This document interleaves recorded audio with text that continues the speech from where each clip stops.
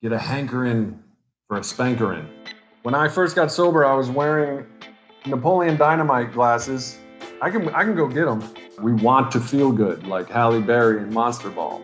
I just want to feel good. I just want to feel good. You know what I'm saying? I'm spitting that hot knowledge right now.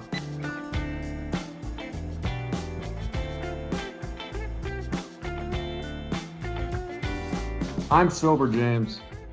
I've been sober for 4 years. After drinking and using and almost dying. Blah, blah, freaking blah. Who are you and how are you doing? A couple of greeting cards that I'd like to, my sobriety date is January 18th, 2016. So January 18th of this year, in my Alcoholics Anonymous home group, we celebrated with cake and a speaker, and other people celebrated a certain amount of years. I celebrated 4 years, and I just want to show off the camaraderie. And this is from a woman. Congratulations on your 4 years. You are one of a kind. Delight to watch grow in recovery. I'm so happy you're an active member of the home group. This is a woman that I've seen in the beginning when I would come in and out and not be as active in the group. You know, she understood, but she's very active, but she now just completely supports me and cheers me on. What's up, Lynn B? And I do backflips with a Z. Good evening. This is the same thing. If those of you who don't know, when your sober date comes around, we call it lovingly in the rooms of AA, and I think at NA as well, your birthday. And your real birthday is now called your belly button birthday, but it's basically because you're born again. I fully subscribe to that description. But this is another greeting card. My point is, these are people that were total strangers. 7 years ago is when I first went to this group, made it my home group. Total strangers, and now they're buying me greeting cards to celebrate on my sobriety date. And that is AA. That is Alcoholics Anonymous. That's the fellowship. So don't let anybody tell you different. I get greeting cards when I celebrate another year of sobriety, and cake and hugs. That is AA. So, you know, I just don't want you all to be afraid of AA because it saved my life and it could save yours. That being said, hello, Troy Flickinger, Lynn B, Amar R, good evening. I do backflips. Good evening to you all. Welcome to another Sober Sunday. How's your weekend? If you're just coming in, I was just showing off my greeting cards for happy 4 years. January 18th, I celebrated 4 years clean and sober. And I just wanted to demonstrate, depending on who you listen to, you'll get many pictures of AA and NA. Take it from Sober James, who has been sober for 4 years. After damn near dying, AA will save that ass. My ass, your ass, all of our asses. Lynn B, 47 days today. Congratulations, Lynn. I see you here. I recognize Lynn B from various live streams and comment feeds. So you're doing the damn thing. You're staying in recovery groups such as this. Maybe you're going to AA. You either live in the solution or you live in the problem. We lived in the problem long enough. If you're anything like me, it got exhausting living in the problem. So you got to live in the solution now, and you're doing the right thing by sticking around on channels like this. Just staying in sobriety. Every waking moment, you got to live your way into good thinking, not think your way into good living. We all want the easy way, but we got to live and practice principles in all of our affairs. So congratulations on your 47 days, Lynn. Not drinking is actually less work. Yeah, I hear that, Lynn. I used to drink beer because I would drink anything at the same, rapid rate. So if I drank liquor, I would drink it as fast as I drank beer. So I would black out and get arrested, and, my clothes would get lost sooner. So I would drink beer instead. And carrying those cases of beer, the walk of shame, I've carried so many cases of beer from so many different locations in different states. And those things are heavy. 30 racks of beer, one in each hand. Because if you get a 12-pack, you're going to end up driving drunk to go refill it. And in my case, in about an hour and a half, maybe 2 hours. So I would just get 60 beers. And it was hard work. Walking through snow, walking to and from my apartment with cases of beer, knowing that thinking that everyone was looking at me. It was hard work. And that's why they say Why can't you go to a meeting? Why can't you make it to a meeting? Why can't you do 90 meetings in 90 days? You drank 90 days out of 90 days. Why couldn't you? You went to the liquor store 90 days, every day for 90 days. Why can't? And I didn't have an argument for that, because you're absolutely right, Lynn. Drinking, it was hard work and exhausting. You get no nutrients. You get no sleep. You get no nutrients. You just drink and drink and drink. You don't eat. Plus, instead of getting paid to do the work, you're paying for the beer. So you're not getting a paycheck. You're spending a paycheck to work hard. Well, Merge and Lynn and anybody who's congratulating me, I thank you, but I didn't do it, and I couldn't do it on my own. I couldn't do it. I tried everything for years. I could not do it. So it's really not me. I handed my shit over to AA. And that's the truth. And I'll tell you, like I've told everybody, I have no benefit for advertising AA. All I know is it saved my life when I started taking their suggestions. But thank you. As my dad would say, I'll thank my dad, because he took me in on the last leg of my, when I finally decided to get serious about sobriety. My dad took me in, and I lived at his house, and he paid for my dinners and stuff. And to this day, I'm like, thank you, Dad. I couldn't have done it without you. Thank you. I owe you my life. You saved my life. And he's like, no, Jim, you saved your life. And I'm like, well, thanks, Dad. But I really was going to be like, I was going to die. I was going to be homeless and dead if I didn't have. He was the last house on the block, my dad. And he was in a different state. I had to take a Greyhound bus from upstate New York down to Florida. Stayed with my uncle for a little bit. Then that ran out.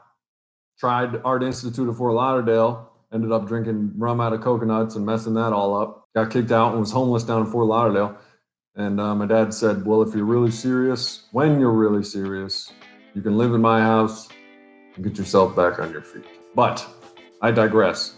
I didn't do it on my own. I couldn't do it on my own. With the help of my dad, with the help of AA, with the help of people like this who give me cards and give me hugs. And even when I would relapse and come back in and pick up that other white chip, these same people would hug me and say, we understand, just keep coming back. And that's it. That's all I could do was keep coming back. Now I'm like making coffee and, well, that reminds me, every first Sunday of the month, I'm taking AA meetings to detox. Now I'm sober James. Lindy, I used to stress about getting to the liquor store before it closed. Now I don't have to deal with that. It was like hard work. When I would get down to like 4 beers in the refrigerator, and I'd be like, oh man, I gotta go get some more beer. Because those 4 beers last probably about 30 minutes, maybe. I gotta go get some more beer. And they'd be beer bottles, because I didn't want to like admit that I was a lowly alcoholic drinking out of like Miller genuine draft cans. So I would get like bottles of like, Blue Moon or some craft beer or whatever. But I would always end up with a 30 rack of like Genesee Light or Miller High Life. Milwaukee's Best, I have been at that level. I have been down at the beast level, but even I had trouble going that low, because that's like a headache in a can. I swear I would drink those like, I literally could just drink one probably under 7 seconds. And that would be like my normal way of drinking. And I swear, like I would get a piercing headache as soon as it like entered my bloodstream. That was like a headache in a can. I do backflips as I used to still be up waiting for the store to open again, 6 a.m. because I ran out. Yeah, I hated those times. And then if you lived in states where it was closed on Sunday, no way, man. I'm not much of a planner, but boy, could I make plans for the future when it came to stocking myself up with beer, enough beer to not have to leave my hole for anything. But then I would get mad social and just like wander out and start flirting with strangers, because humans are social creatures. And when I got into the bad days of my drinking, I would isolate alone and play that Batman Arkham series and alone. But then I would also want to socialize and get a hankering for a spankerin'. So I would, go hit the bars, but I'd be blacked out drunk and I'd end up getting kicked out. My hometown, I'm sure now they wouldn't remember me, or there'd be different staff or whatever, but I couldn't go to almost all the bars in my hometown I couldn't go to. Yeah, Lynn, I tell people I say no. I was a social drinker. I mean, I drank alone, but I was on Facebook and on the phone all the time.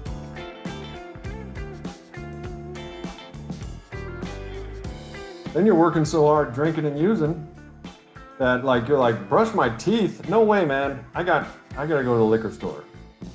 Like, bathe? No way, I ain't got time to bathe. And then you'd find yourself, okay, it's been 5 days, I should take a shower. I'll bring my beer in the shower. As long as I keep it out of the hot water, it'll stay relatively cold. Yep, drinking, it becomes your main priority. It's amazing. So when I got sober, I was like, how can I use that type of motivation for other things in my life? And I applied that type of motivation to my sobriety. I apply it to this channel. I said, man, I had so much energy and motivation to do, bad things, I guess. I'll now apply those powers for good, for helping people. When you get sober, I'm telling you, if you're new to sobriety, you will be surprised in the coming months and years the wonderful human being that you can be. This James that you guys know is not the James. In fact, I had a nickname, and it was the Buzz. The Buzz, it was a total different entity. The Buzz was in and out of jails, in and out of jobs, and just always buzzing on something. Now I'm Sober James. That's why I called my channel Sober James, because I killed the Buzz. I killed and buried the Buzz forever. He no longer exists. We change. We a long time coming change when we get sober. The real us comes out. We have to live with the real us, so we come to love ourselves. Whether we like everything about ourselves is a different story. We face our character defects when doing the 12 steps, and we say, you know what? I accept this character defect, but I'm going to get rid of it one way or the other. You never drank in the shower, Lynn? Well, we call that a yet. In the rooms of AA, we call that a yet, a Y-E-T, yet. If you go back out drinking, it could be weeks or months before you find yourself drinking in the shower.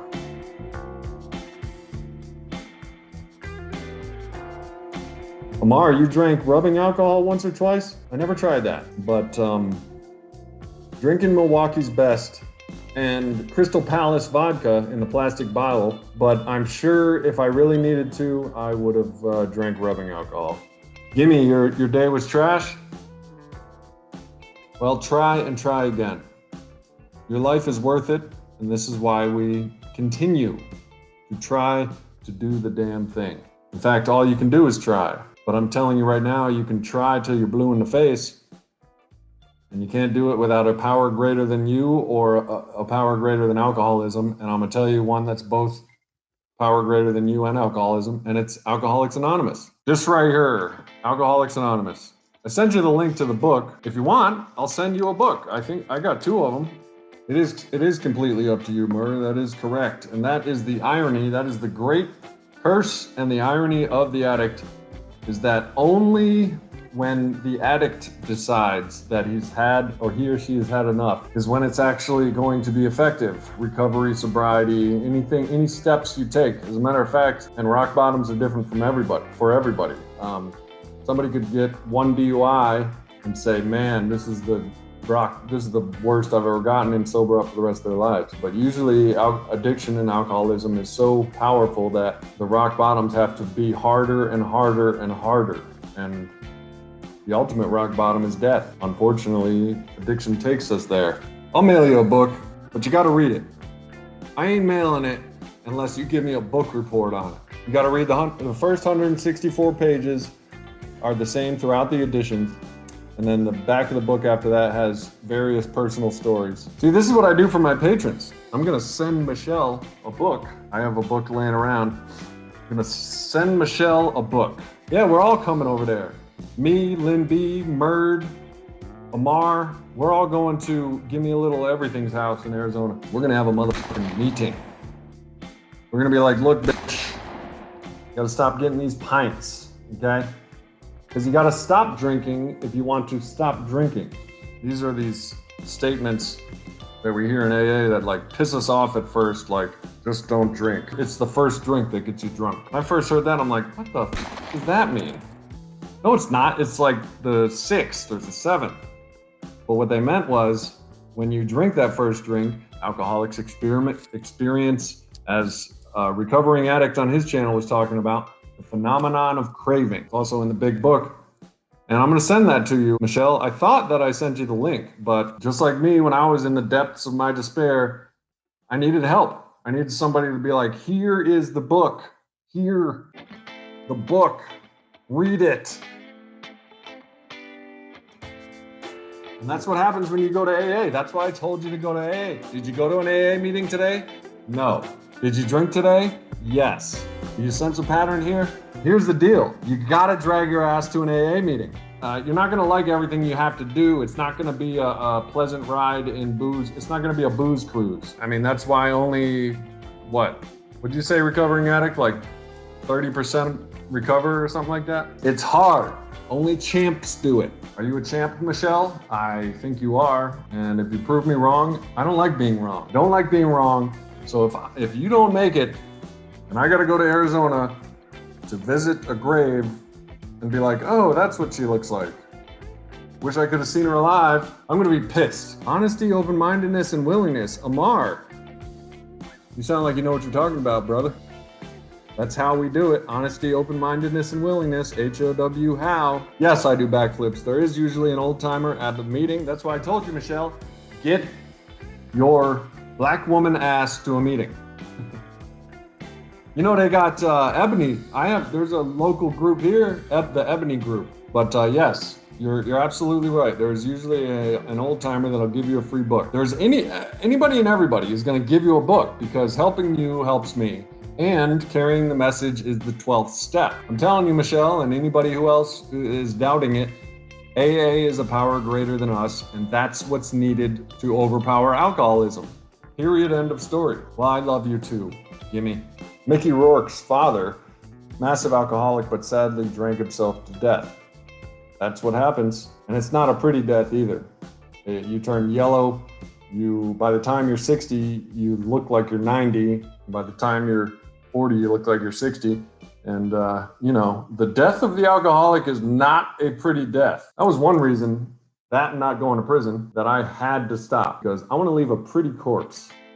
That is a goal. I think it's an honorable goal. I want to leave a pretty rotting corpse. When worms set to work on eating my flesh, I want them to take a look before they go at it and be like, the handsome man.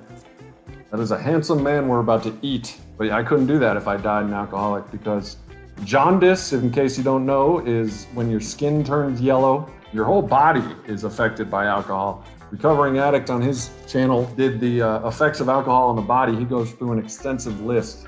Alcohol is a poison. What else can we do but try? Try harder. Gimme. You gotta dig as deep as you could get and think to yourself, what is it that I'm not doing? And I think you already know, because I told you, you're not going to AA meetings. Meeting makers make it. Period.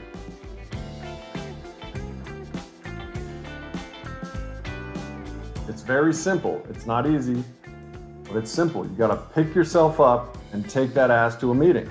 If your ass falls off, you pick it up and you take it to a meeting. You run, don't walk to an AA meeting. That's what you're not doing, and that's what's gonna save you. Unfortunately, I'm prescribing this medication for you, and I'm giving it to you. You have to take it. You have to take the medication for yourself. You got to do whatever it takes. That's right, Murd. Pledge to my Patreon. I want you in the sober crew. Amar, you got some shit to spit. You're already on the sober crew. Mur, I want you as well. And who else was spitting that knowledge earlier on? I do backflips. There's usually an old timer that'll give you a free book. You guys sound like you know what you're talking about. Murd says it also helps to find positive but healthy distractions and hobbies such as working out, meditating, yoga, any solution in order to beat the odds. Yes, this is true. I did a video, it had to do with knowledge. It's entitled Knowledge is Power, is in the title, but knowledge is not power. All of us on this feed know what we need to do. The only power that is realized is when we execute the knowledge that we have. That's when power is realized. Knowledge is not power. I had knowledge that I need to stop drinking, and I had knowledge of how I was going to do it and all that by going to AA for years and years, and I didn't have any power because I wasn't executing that knowledge. So, Murd, when you say it also helps to find positive, healthy distractions, hobbies such as working out, meditating, yoga. You know how long I've been like telling myself, I'm going to start yoga. I'm going to be meditating. Probably 10 years. For 10 years, I've been saying, you know what? I'm going to do yoga. For 10 years. That is absolutely powerless. I have no power because I'm not doing yoga. Yoga, there's a lot of power to be manifested in yoga. Flexibility, mindfulness, stuff like that. But just me knowing that I should do yoga is not powerful at all. David Gregory says, get someone to go with you till it gets comfortable. This is true. Are we all talking to Gimme a Little of Everything? Gimme, do you have anybody that would like to go to a AA meeting with you? And there's always people. Recovery, sober is the new drunk. Yeah, I didn't have any friends when I was drinking. Towards the end, all my drinking buddies didn't even want to drink with me. That's the thing about AA. As soon as you walk into that room, you are among friends. And there's going to be assholes and bitches and hoes or whatever unsavory name you want to call them. There's going to be unpleasant people everywhere we go in life, including AA meetings. But you do the same thing you do at the grocery store. You don't talk to them. You guys, recovering addicts, we're all friends because we have a common enemy, a very formidable foe of addiction and alcoholism. So we are friends on the most purest level. We're best friends in this fight against alcoholism. And those people in AA rooms, same deal. You know how many types of people that I now associate with? Like, old ladies that knit. I'm almost 40 years old, but I go disc golfing with young cats like 20 years old and stuff. Age doesn't matter. Race doesn't matter. Sex, you got to be careful in the rooms of AA because there is a tendency to jump into intimate relationships because sex is good. And when we're in this vulnerable state, we want to feel good, like Halle Berry in Monster Ball. I just want to feel good. And you got to be careful associating with the opposite sex in the rooms of AA. So you look for a woman, Michelle, that has what you want, which is sobriety or just any. You look for somebody that had a similar life to yours and you say, hey, will you show me how you got where you are today?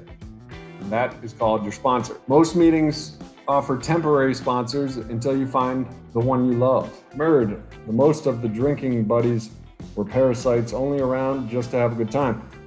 You know who else was a parasite? Me to them, because that's what I was doing with them.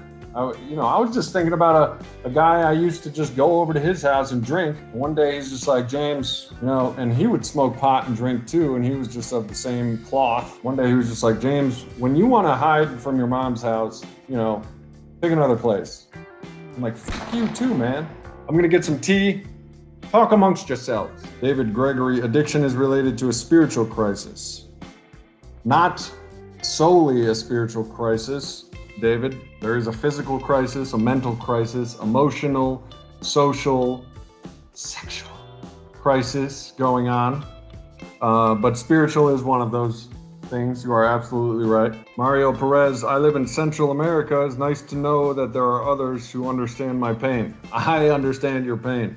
Michelle, or give me a little of everything. Omar, Troy, Susan, we understand your pain because we have felt your pain. So welcome to my Sober Sundays live stream chat, Mario. If you don't know, it's 9 p.m. Eastern Standard Time every Sunday. Yeah, Antonio says, I enjoy having money to keep my hair groomed, and I bought me some nice prescription glasses. I had crooked glasses for the longest because booze was more important. I can relate on two and probably more levels. Number one, when I first got sober, I was wearing Napoleon Dynamite glasses. I can go get them. I was wearing those. So these glasses I'm about to go get, they're construction safety glasses that I was wearing because I had destroyed or lost all my other glasses when I was drinking and running. When I got sober, I had to do that, and I didn't have the money to buy new glasses. And then the second thing I can relate to is when you get sober, it's like I started getting another paycheck. Quit smoking cigarettes and booze at the same time, so I got at least 20 bucks a day was coming my way. It's nuts. Mario C. Perez, man, you don't know how the videos you upload inspire me. I did not know that Anthony Hopkins had the same sickness of Buzz Aldrin or Craig T. Nelson and that's why I do it. And, you're just like, wow, these are respectable, admirable icons of history. I mean, Buzz Aldrin went to the freaking moon. He was one of the first 2 people to step on the moon, Neil Armstrong and Buzz Aldrin. Anyway, this guy's been to the moon and he struggles with what you and I struggle with. That's inspiring. Let me go get my Napoleon Dynamite glasses. So when I got sober, I had to wear these glasses. When I got sober, I had to wear these glasses because all of the rest of my glasses I had either lost or destroyed. So I had to wear these glasses around, which brought me, humility, because as you probably know, to get sober, you have to humble yourself. In Navy boot camp, we called these types of glasses BCGs, birth control glasses, because you ain't conceiving a child through means of sexual intercourse while wearing these glasses. So yeah, I had to wear these. Antonio, you talk about how your glasses were broken. You didn't have the money to fix them. Yeah, because these are construction glasses. So I had to wear these. I was an industrial commercial electrician, okay? And it's pretty badass, so and I was like, well, maybe I should get the biggest glasses possible because I'm a weirdo. They're safety glasses. These don't shatter. BCGs glasses, birth control glasses. Yeah, but when I first got sober, I was out of money, I was out of home, I was out of everything, including glasses. So I had to wear these in my daily life because I was out of all other glasses. These are Ray-Bans. These came from Sobriety. Ray-Bans, Sobriety, BCGs, drunkenness. I shall wear these for the remainder of the chat in case any unsafe things happen. Yeah, Danny Trejo was a good talk. People like that one. That has the highest retention rate. People watch it for the longest amount of time. All right, these are getting a glare on them from the light, so I'm gonna change from my BCGs. BCGs, baby. But anyway, she got me these because this motherfucker looks like me. She got me this card. True friends in AA. I mean, these are the type of people that'll help you move. None of my drinking buddies from back in the day are anywhere to be found when it comes time to move a mattress. But you call a person from AA up and you're like, I'm there. You know what would have been funny? When I put those glasses on, if I saw the amount of people in this room go from 15 to 300. I'm wearing these glasses all the time. Drinking buddies are just around when there's a party. That's right. And then some of them start getting arrested and dying anyway. Unfortunately, Gimme and anybody else on here, you owe it to yourself to try AA. That's all there is to it. You can't bash something that you haven't tried. And if you tried it and it sucked, chances are, maybe that meeting sucked or your addict brain is getting in your head. We'll get in our heads and be like, this sucks. And it's totally awesome. But this sucks, I'm leaving. General Service Office number for the AA, there it is. Amar just posted the General Service Office number. This is the kind of stuff that helps with linking up with other people in recovery or other struggling people. There's resources like that number, like the meeting guide app that I post on here. Essential that you link up with some sober people, Michelle, and anybody else that's struggling. Antonio Gibbons, I'm thinking about going on camping trip to get away from the hustle and bustle for a minute. I've been overstimulated, and that sometimes triggers things. Overstimulation, don't get too hungry, angry, lonely, or tired. Or as a recovering addict puts it, PTA, pause, think, act. Or as I've heard it before, pause when agitated, pause. And a camping trip could serve that mission very well, pausing, soaking up nature. I've also heard that humans aren't getting enough nature. That's why they put trees and stuff in inner cities. Michelle, if you're still in the room, go to AA, sweetheart. Temptation can be brutal. Temptation is everywhere. When it comes to temptation, well, it's said we need a power greater than ourselves, whether it be God or AA, we need a power greater than ourselves. And it is said that when temptation comes, there will be a time when there's only your higher power between you and a drink. And that has proven true for me in my experience. And AA is my higher power. Whenever I'm tempted, or whenever I see a beer or a bourbon commercial with some hot broad, my higher power, AA, now has a louder voice. And keep coming back and pause when agitated, think, PTA, pause, think, act is now in my repertoire. These are tools now that are in between me and temptation. Because I didn't have a higher power before. And we are, in case you haven't figured it out yet, and I'm gonna tell you straight up 100% validity that we are not a power great enough. The alcoholic, the addict is not a power great enough to overcome his or her addiction. It says right in the big book, and I have experienced it, we will chase the illusion that we can drink or use like other men and women to the gates of insanity or death. And I was all up in insanity, and my heart stopped twice. Technically, I've experienced jails, institutions, and death because I chased the illusion that I could drink like a normie with impunity to insanity and death. And I said, you know what? I don't want to go to prison, and I don't want to die a horrible alcoholic death. So I accepted a power greater than me, and now I practice its principles instead of my own. Bada bing, bang, boom, that's the truest shit you'll ever hear. You will die or go to jail if you keep trying to do it on your own. You have to employ a power greater than yourself. And that for me is AA. And I suggest you try AA first. If you have a God of your understanding, that you can ask him to remove your character defects and to remove the obsession to drink and use, to relieve you of the bondage of self. What's your opinion on non-alcoholic beer, Antonio says? Non-alcoholic beer is for non-alcoholics, Antonio. You know why? Because there's a can involved and there's the taste of beer involved. Those are both triggers for me.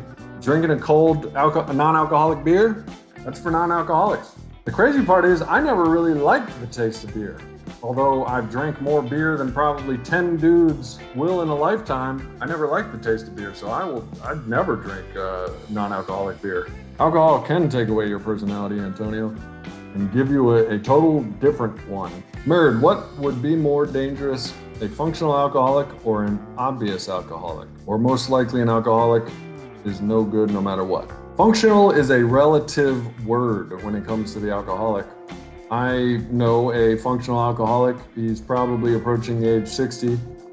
Man, is he fat and ugly. He looks like the Walking Dead. And he's still functional. He can pay his mortgage. He can make it to work. But if you put him on a poster that said functional, you'd be like, somebody put the wrong picture on that functional poster, because this guy does not look or even act functional, you know.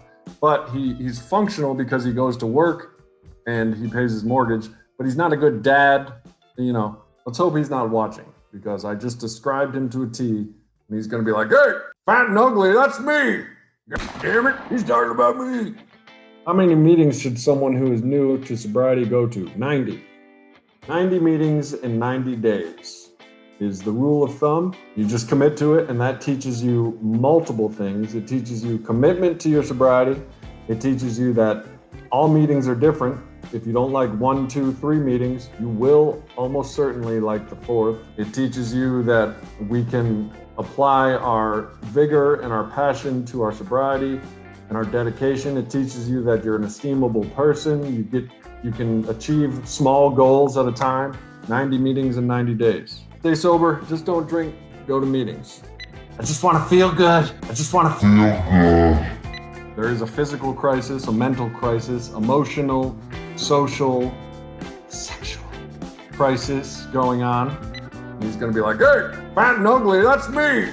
God damn it, he's talking about me.